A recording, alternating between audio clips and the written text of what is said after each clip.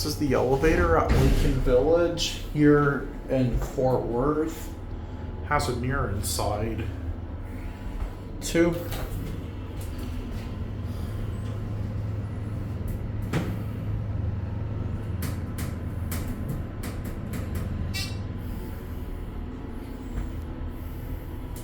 We're gonna get off at 1.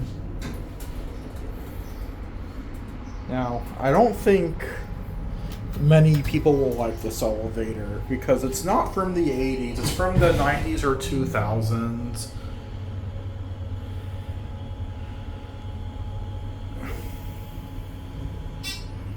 We're gonna get off here.